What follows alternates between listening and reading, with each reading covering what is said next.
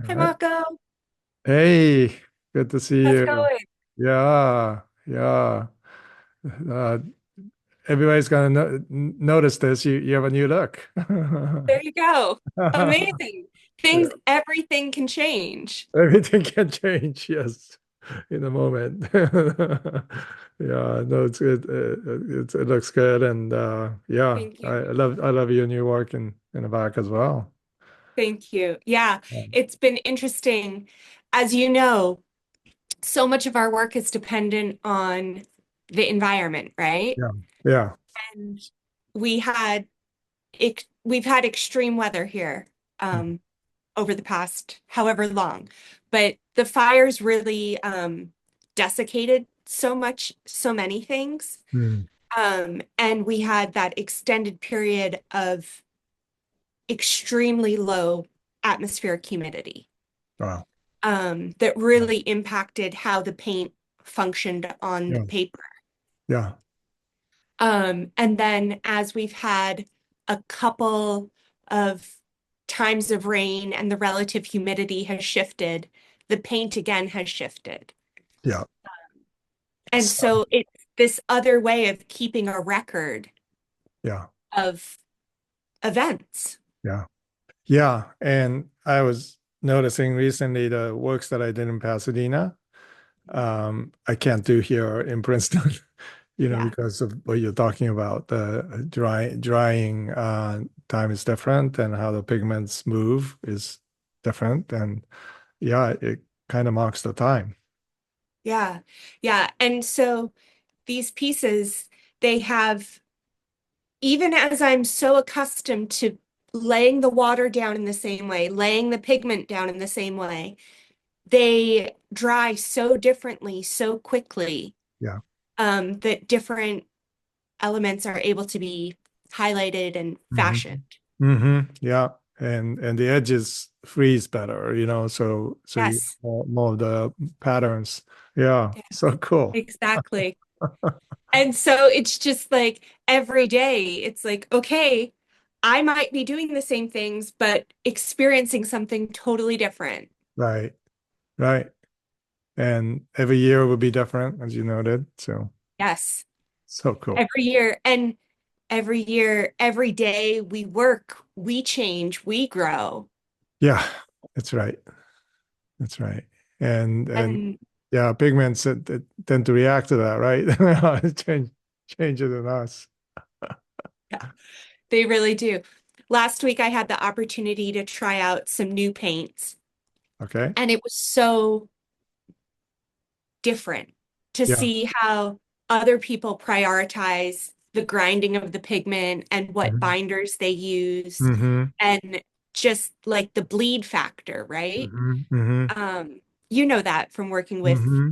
Minerals. material. It Yeah. just every time you encounter it, you're like, whoa, that was so Yeah. different. That was so interesting. I want more of Right. that. How do I dial that back? Right. A lot of people don't realize because what materials we use, even though they're minerals or particular kind of dyes or whatever they may be, they each batch is different, slightly different. How you mix it can be different. And so you're right. Every time you're discovering something new in the same, exactly the same kind of layering technique that might be used, but the weather, the pH level of water, um, all these things affect how the patterns are created.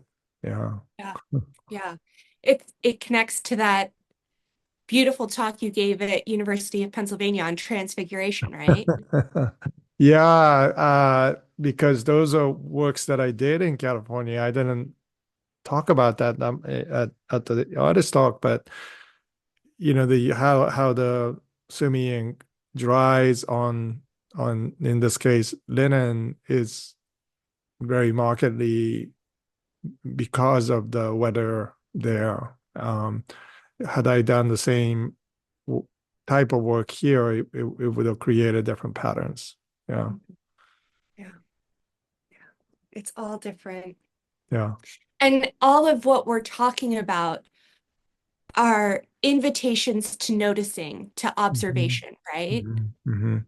Yeah. And so, Yeah, being present and being aware what's going yeah, on. Yeah. yeah. And that comes from a lifetime of being an artist. And Right. I wonder what other things you're noticing right now. Yeah, thanks for asking that. I think you're right. And I've been thinking about that. What, however we define art to be, is, is art something that you produce or something that is a byproduct of what you're paying attention to?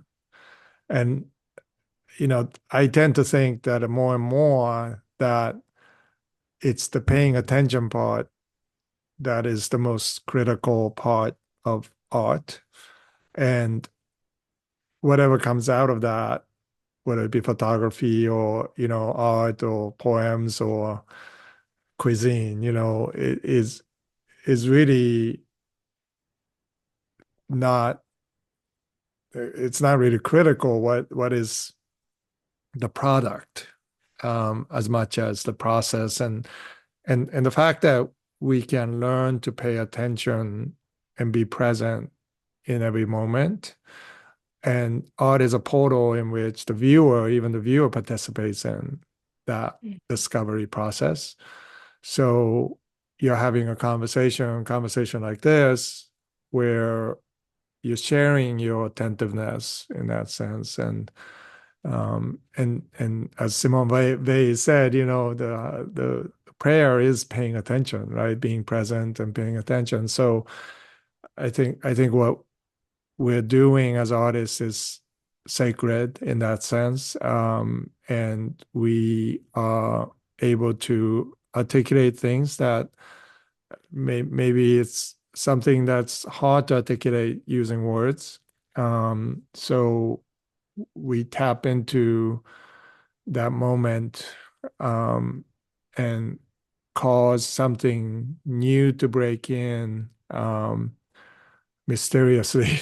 um, Something that we're not in control of. Yeah. And it's that chasing of the mystery, right? Yeah, yeah, It's the merging of the modern and the mystic. yes, absolutely, absolutely. So you can have um, kind of structure or logic to it, to what we do, and it can be like a scientific experiment where you have controls and you're trying to get at this way of using materials in a certain way. But ultimately, you have to be fully present, because every time, as you noted, it's going to be different. And when you catch, in a sense, when you catch what the limitations are teaching you, um, because all art is trying to do the impossible and realizing that that's impossible, but at that moment, something opens up, something that would surprise you, even if you had been doing the same technique over and over.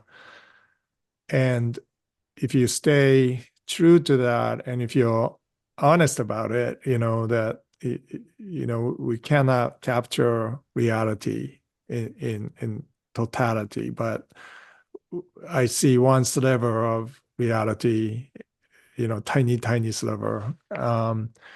And limitations can become your friend, because then that guides us to see deeper into that portal. Um, and again, every time it's different. Yeah. And where you live, you're on you've passed the peak of spring, Yeah, right? yeah, And what are you noticing now?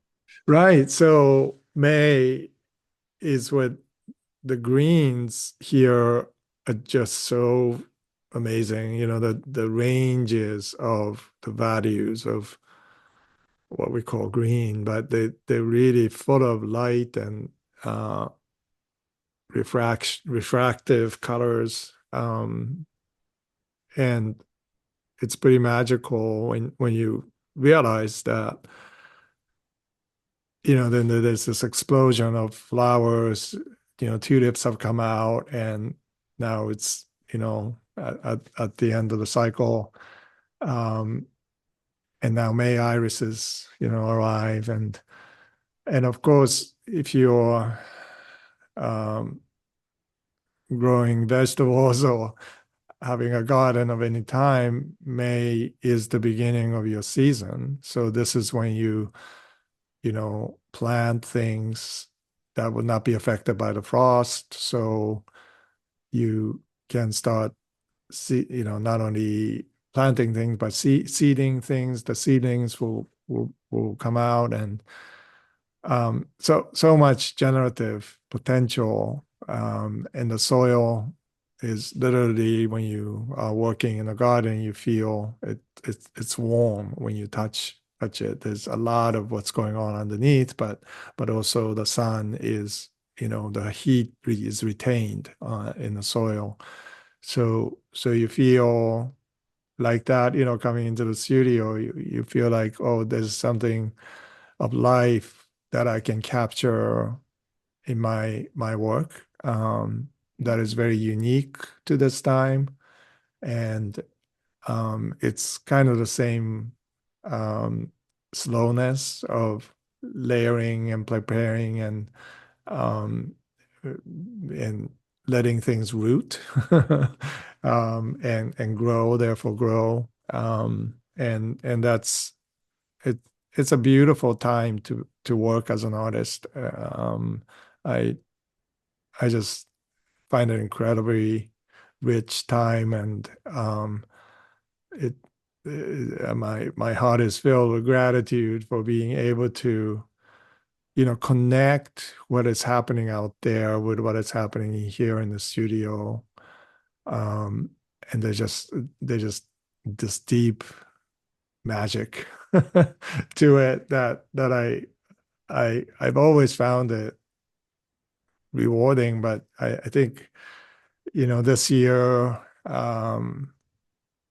I feel it even more.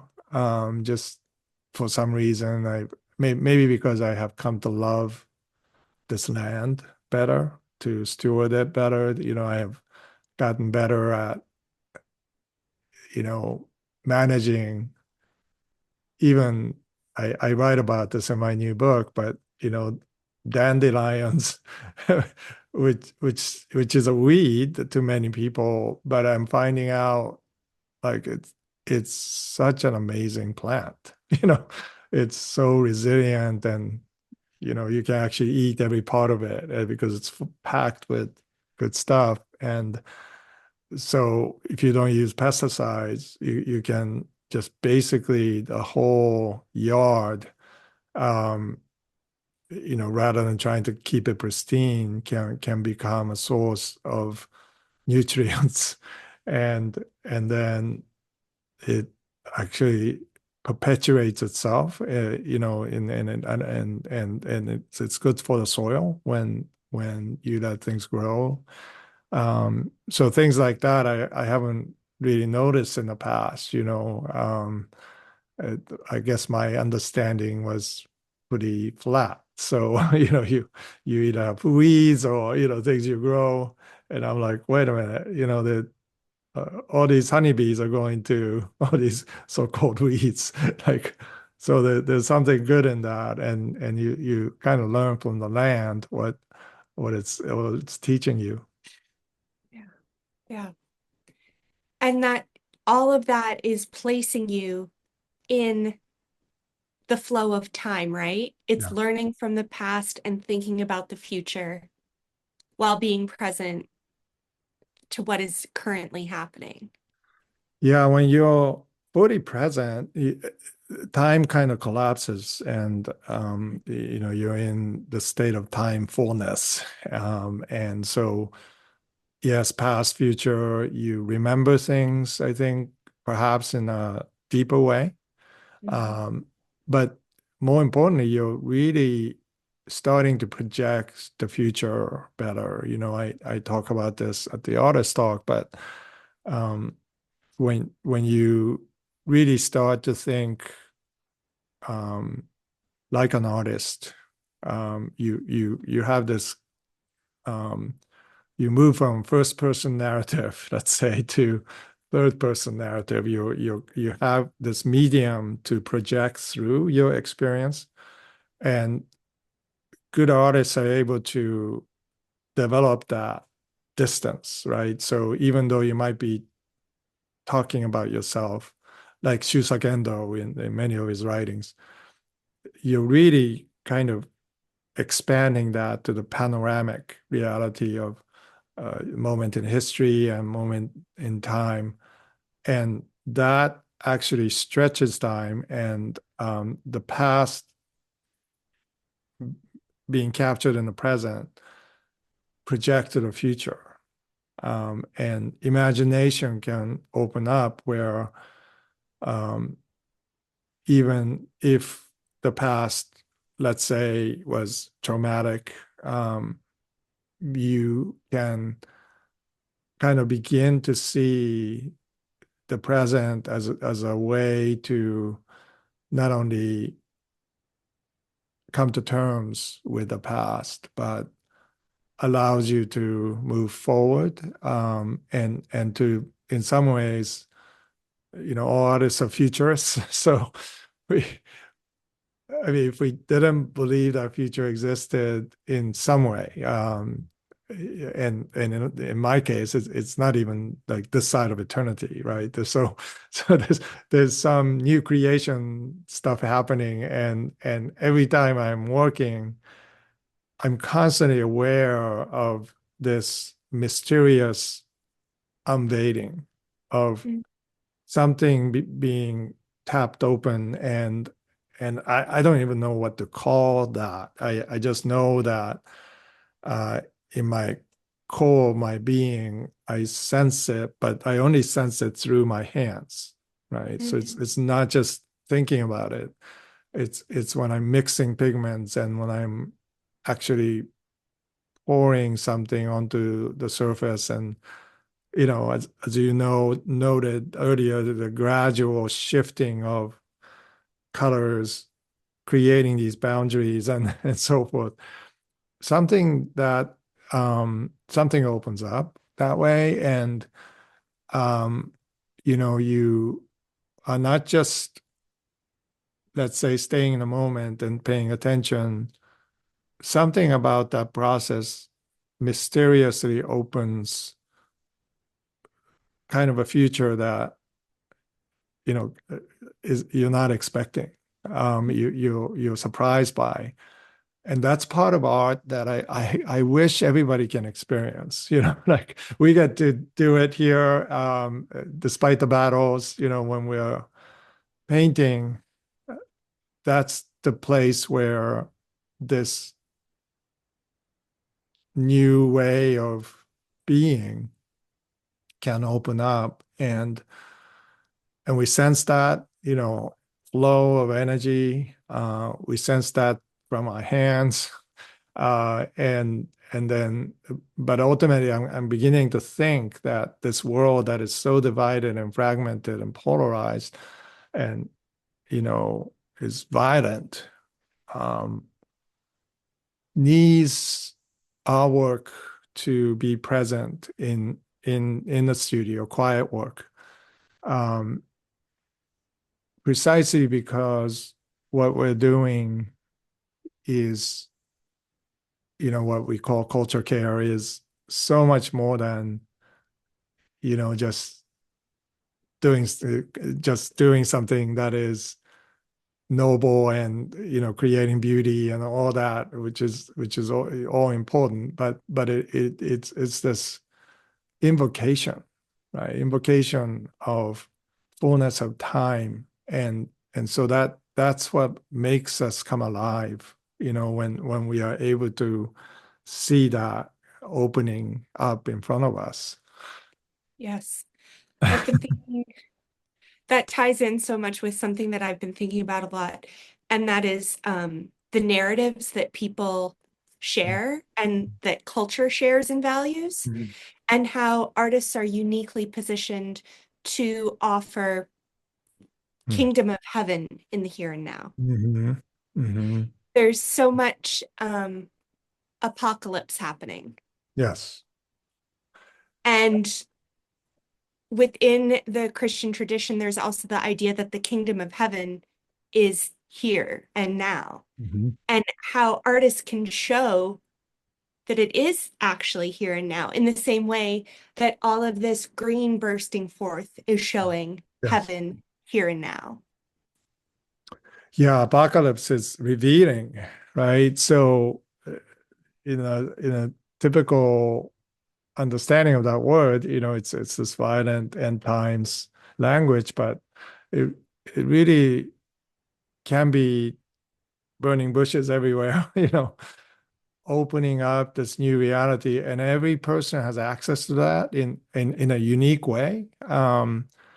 So God created us individually in a different mix of temperaments and talents and reality of our senses, how we gauge that is different, access that, and plus experiences of everything we've experienced in life, good and bad, kind of flows into the moment. And again, I am finding that the more aware of my own limitations and being able to be comfortable with what you don't know and what you cannot do, um, the more access you have to that reality. And it's it's just such a mystery to even talk about it. I feel words are not, you know, sufficient. And that's why we paint, actually.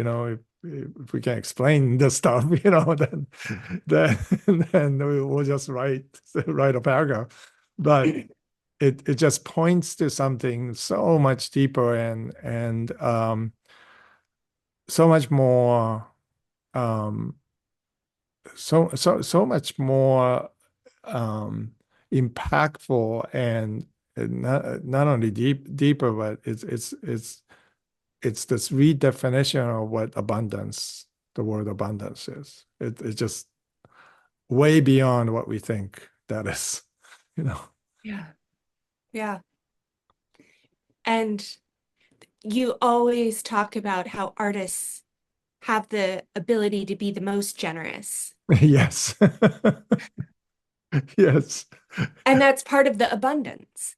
Yeah, that's, might be surprising to people. Like, like these artists are poor and, they're trying to do their theater with nothing and no budget. And I'm like, hey, you can be generous. Well, partly because it's the very act of making, despite all the, impossibilities and knows, that we have to go through, right? I mean, a writer writing a book goes through, hundreds of rejection letters, and despite that, you persevere. And I think that's an act of generosity. Um, Generosity certainly to your, maybe stubbornness, but nevertheless, you're projecting something in the future that most people don't see.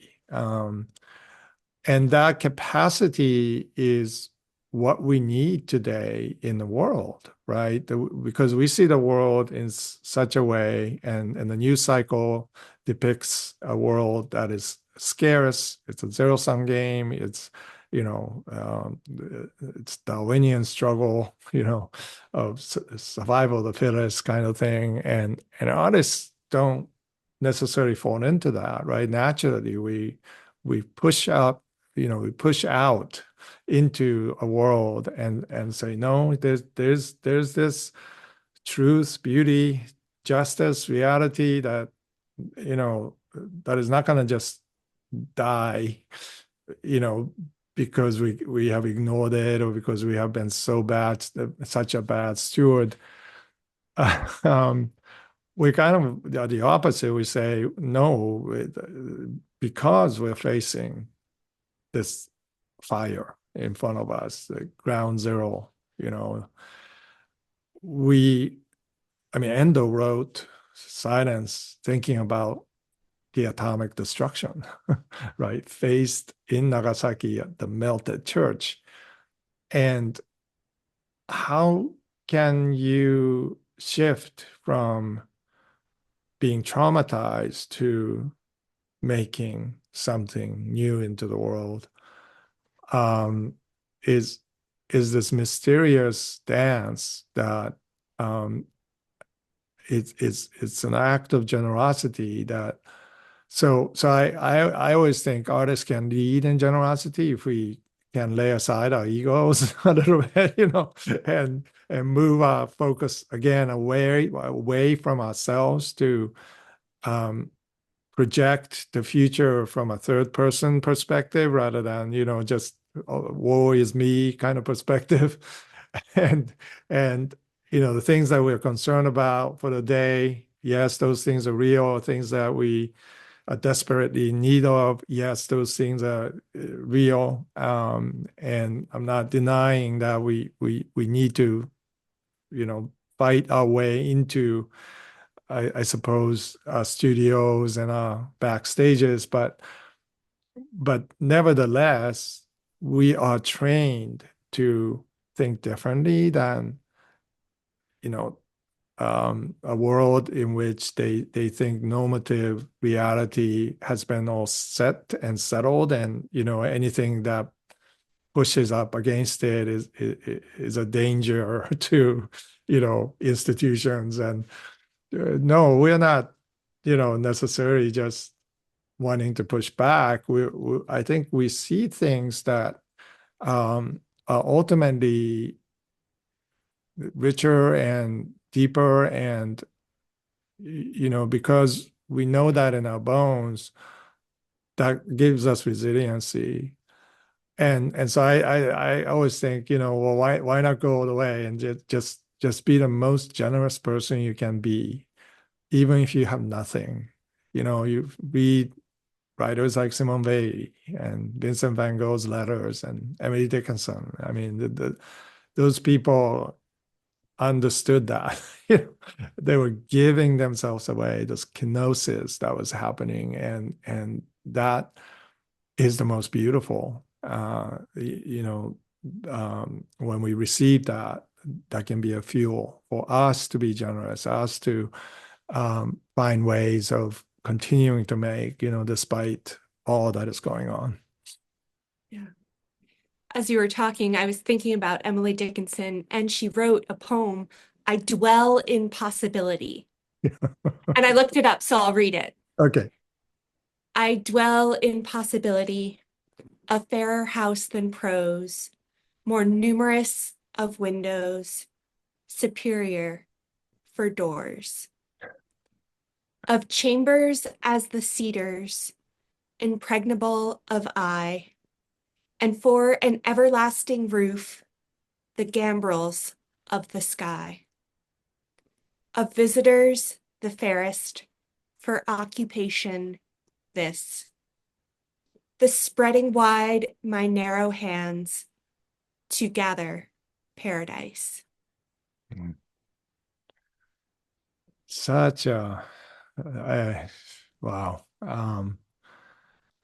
It's like Psalm 27, looking at the temple and seeing God's beauty, God's presence to be enough when the world is, chaos. And you're not quite sure if tomorrow is going to arrive, Um, and it that's the poetic power of generosity, is to be able to create language for that, and for us to be not only moved but changed by it, you know. Thank you.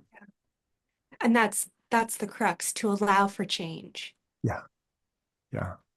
to Transfigured? not just to not just double down on staying in one place, Yeah, but to say, no, it can change. yeah.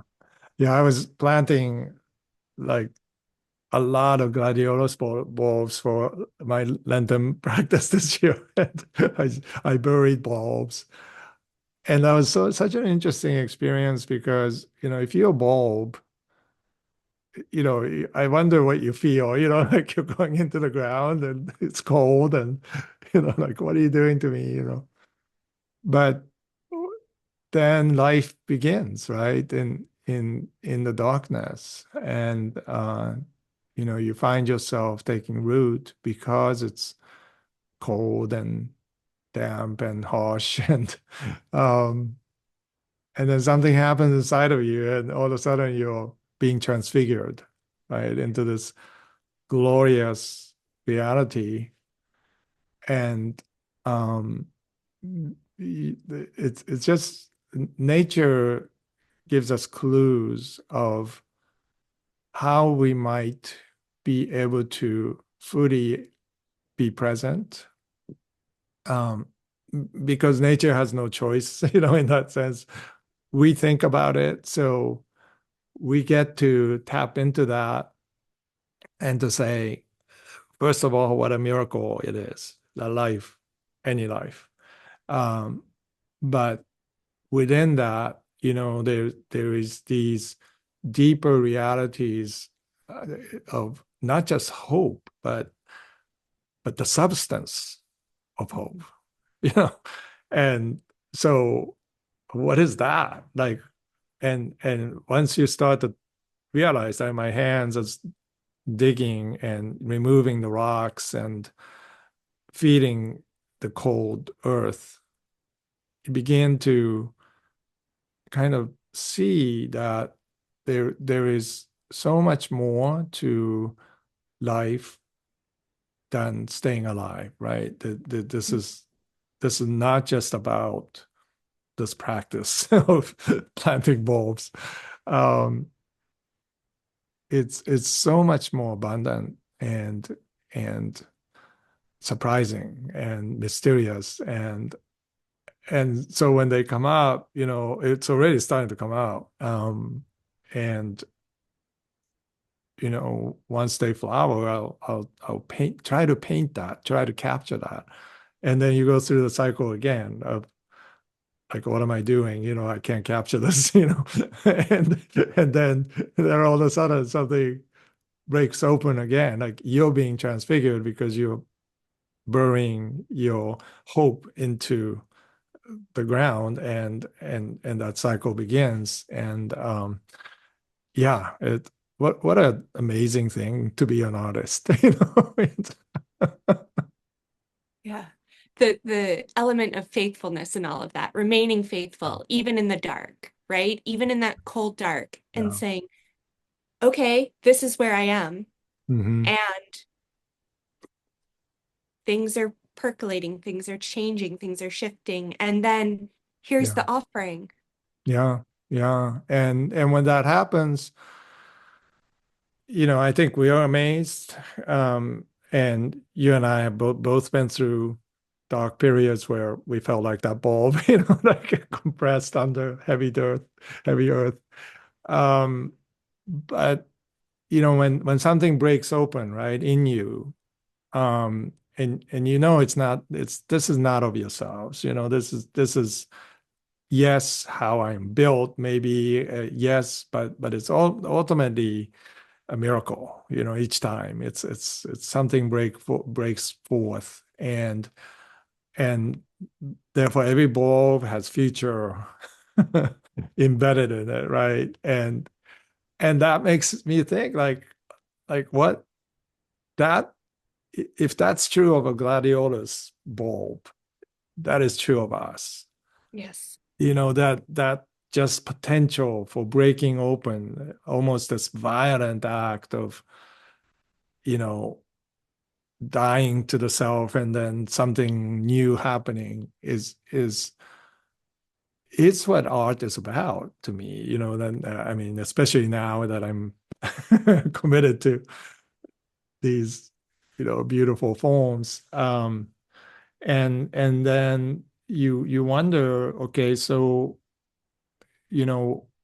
where is that going to go? And of course, we haven't talked about the market side of this, like as an artist, how do you make a living and all that? And maybe someday we'll talk about it, but but that's like so far away from that miracle to me. Um, it kind of has to be, because that's a transactional world. You get what you give, um, and it's just like, okay, that's not what this is about, you know. So this is not a transactional thing. It's a generative, receiving of this miraculous reality of abundance that is such a miracle in itself, So we can just keep going and stay present and be generous and almost be willing to die ourselves, which we have to do every time we create, and then um, something new will happen. I hope you experience much newness in this season. You too, to everybody, listening to Everybody, something new something new, and and good and yeah, wonderful and delightful. and I always say, tell us about it. Those of you who are listening to us, we do this every month, and it's such a, we have no idea who's listening, so we'd love to hear from you. But I hope it's a fuel for imagination, creativity, and just push one step further, right, into the area of mystery that, um, and I know that the world, oh, by the way, I was thinking about what Pope Francis told us in person, and of course his passing had awakened again this sense of telling almost every artist I see, Pope Francis holding my shoulders and saying, like, he literally stood up in his walker, came over to me and he held my shoulders and he said, "What you do to create beauty matters." And the darkness will push back, right? But don't stop, don't stop.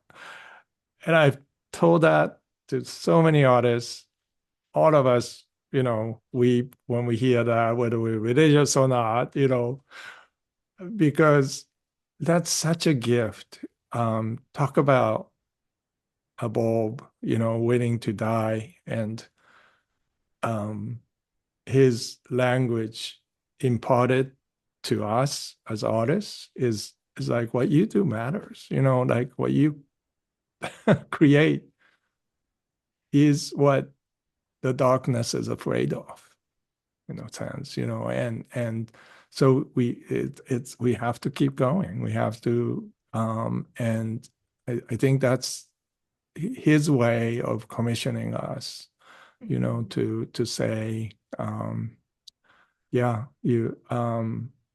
whatever we give in this life, um, especially in the margins, especially to the poor, as he was so committed to serving the poor, is never wasted. It will always come to life, and so let's keep going. So good. Yeah. Take good care. Okay, Julia. Thank you. Bye. Bye.